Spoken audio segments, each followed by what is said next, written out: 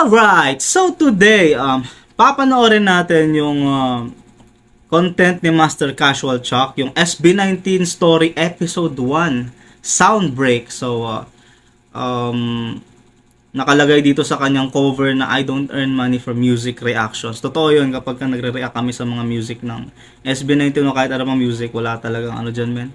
Kadalasan nakukuha lang talaga yan ng company nila. So, yeah, let's go! If you want to support us, become a member or donate. So, ito yung episode 1.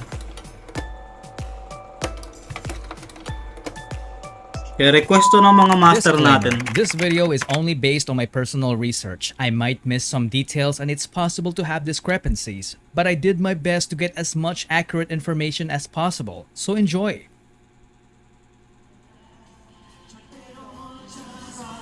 ...2016.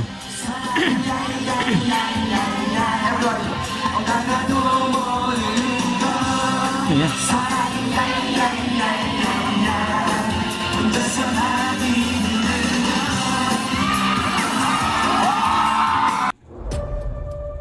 This is called Triple, a group of talented performers and comedians from Korea you've probably never heard of. They were formed back in 1994 when the word K-pop hasn't even been invented.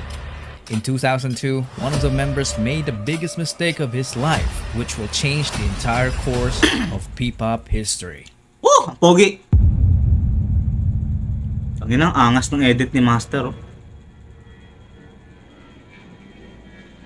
Do you remember this song?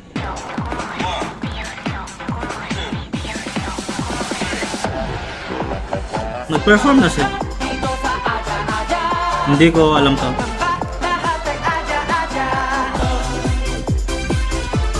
Oh, okay. Nag-perform na pala sila sa Korea? This man, Jong Song-han.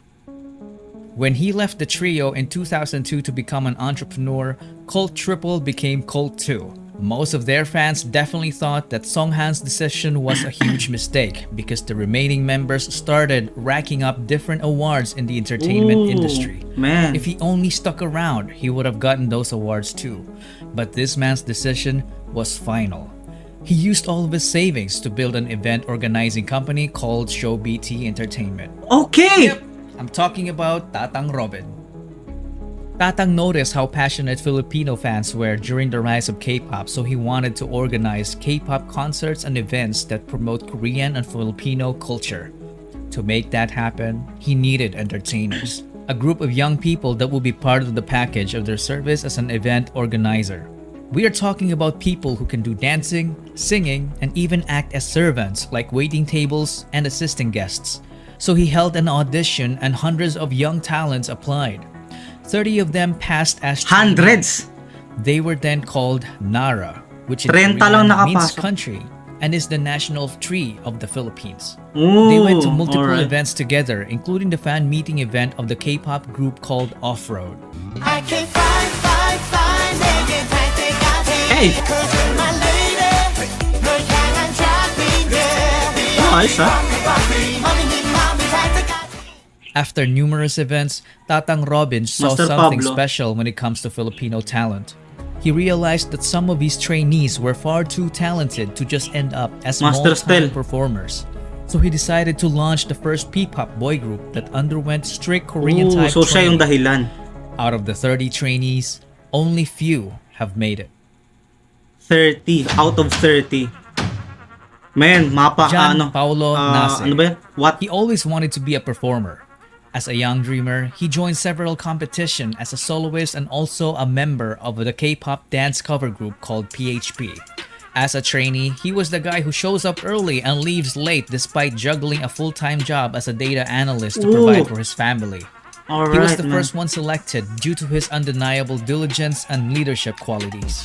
He is known to have critically acclaimed songwriting ability, a badass rapper, and was often dubbed as a genius, but he consistently denied it because he claimed to be just a hard worker. This made him the destined leader of the group.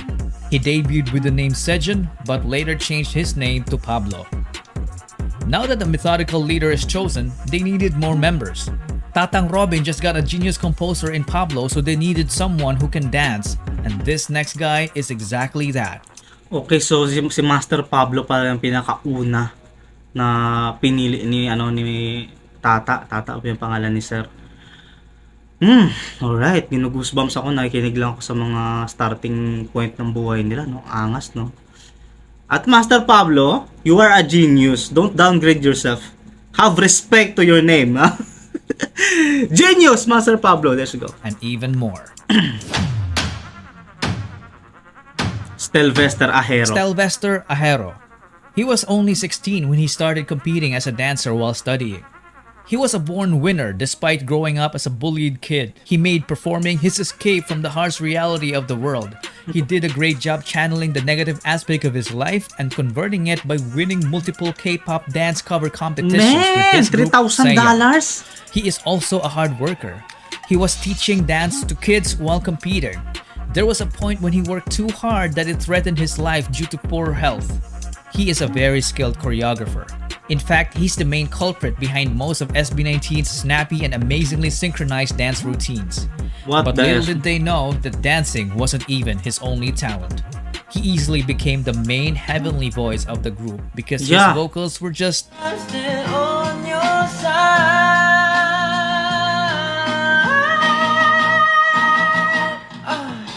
Oh, out of this bruh. world.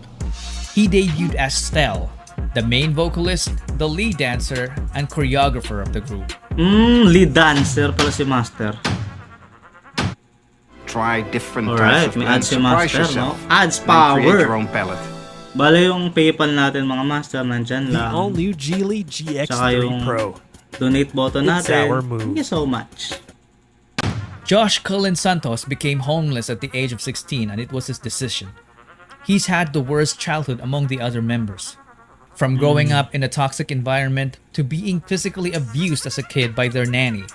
Ay, At an nako. early age, he witnessed what it feels like to be a member Naalala ko na naman yung yaya niyang sinasaktan siya. Talaga sapak-sapakin sa ngalang-alamin. of a middle-class family that went rock bottom in just a matter of months. He experienced getting evicted from apartments to smaller rooms. It came to a point when his family had nothing to eat but ketchup and salt. They had no The permanent fuck, no, hindi ako makarelate dun sa ketchup. Pero sa amin kasi pag walang ulam, asin. O kaya kape. Di ko na-try yung kape, pero yung asin, paborito ko yun ng bata. Yun yung pantawid gutom. Because of that, Josh and his sister dropped out of school multiple times, so they got Man. bullied at school for being repeaters. Sometimes he would get into fuck. fistfights for defending her. Josh had enough of this, so he took matters into his own hands by leaving. He became independent and started working as an internet cafe attendant. Using his own income, he took the alternative learning system and was able to ALS. finish his high school degree. He clearly had no Wow. background in performing. Not until he met new friends from the dance community, which led to him meeting Stel and Seiyan. They became co-members and went on to win numerous K-pop dance cover competitions all over Asia.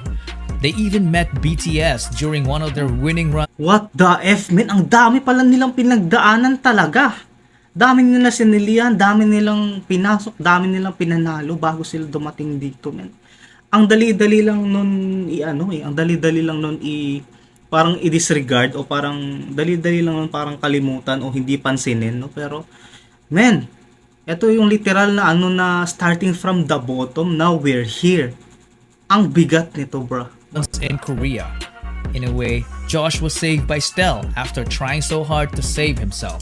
And it paid off Ooh. because after training, Josh ended up debuting as the lead rapper and dancer of the group. What the F, bro?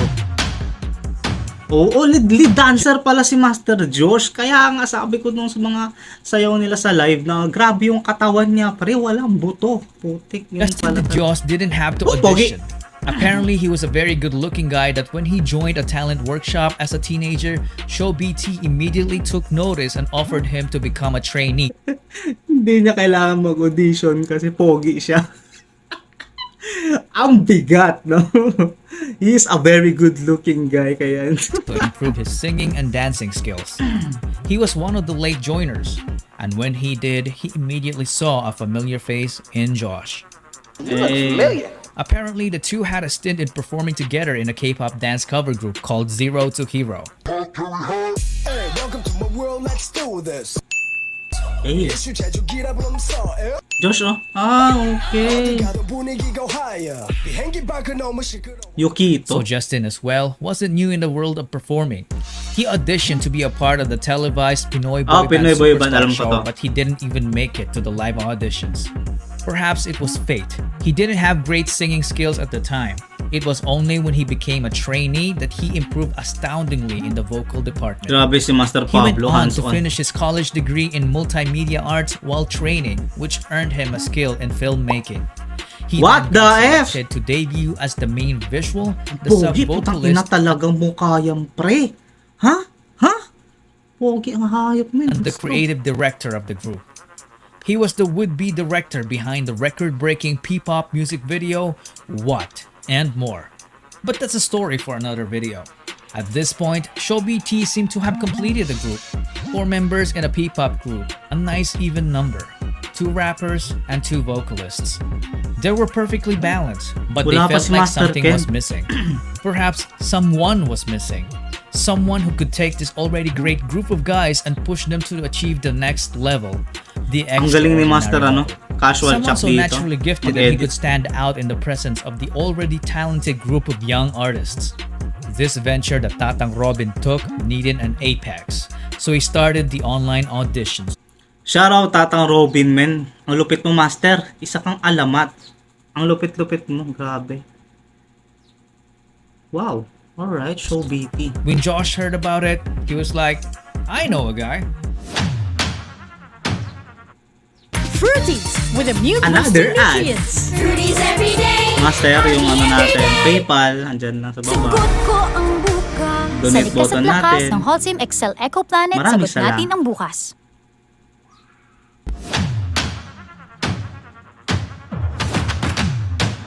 Philip John Suson is such a specimen. Suson. He was so naturally gifted that excelling in sports looked like a walk in the park for him. Ooh. He grew up in the church under the care of his grandparents.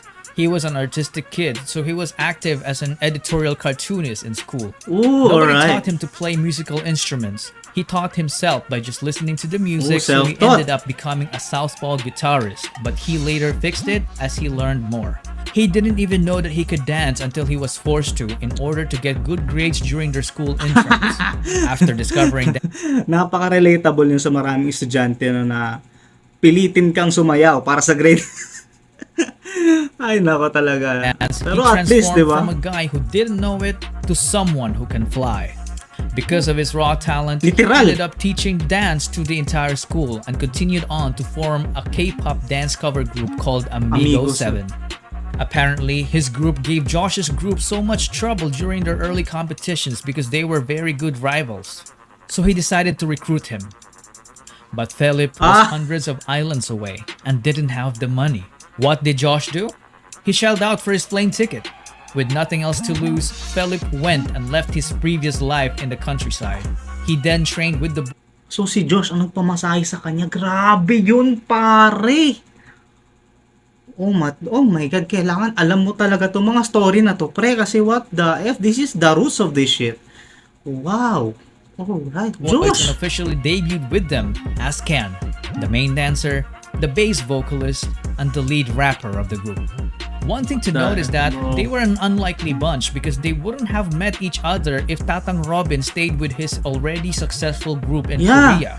Justin Yeah. failed his first audition, so he didn't even bother to audition again because he thought he wasn't ready. And Josh wouldn't have attempted to recruit Ken if ShowBT's training program didn't even exist. Yeah. And that, ladies and gentlemen, is the butterfly effect. Fate. When a small and seemingly insignificant occurrence has a rippling effect through time, leading to a consequential event sometime long after the initial event, or as Google would put it, a phenomenon whereby a minute localized change in a complex system can have a large effects elsewhere. Ooh, Tatang alright. Robin's so-called mistake back in 2002 led to forming the future P-pop Kings. In 2018, SB19 was formed. The name of the group was carefully picked. The number 19 is the sum of Korea and the Philippines area code digits 82 and 63. What? So 8 plus 2 plus 6 plus 3 What is the fuck? I did not know this, my guy.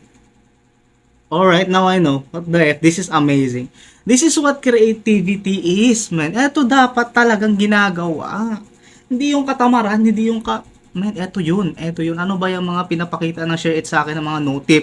Ha? Ano yan? Wow! 8-2 plus 6. Wow, what the? 19. SB doesn't only mean show BT. It is all about their ultimate goal for Pinoy sound to break into the music industry, which is fearlessly represented by this praise. Soundbreak. Tangina, grabe yung editing skills ni Master.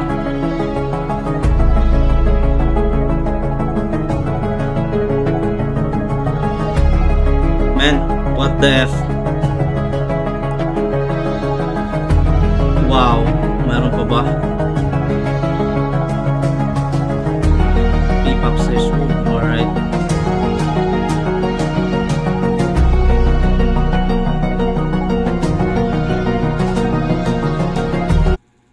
Wow, so i-like natin yan. Hayop na yan. Pero ang angas ni Master. Casual dito, casual chop, no? So, what can I say? Ang angas ng episode 1. Kung gusto niyo mapanood natin yung episode 2, comment nyo na, panoorin natin Curbs yung episode 2. And like the video, man. Wow! Wow! Wow, wow, wow, pre. Grabe, nakakabaliw.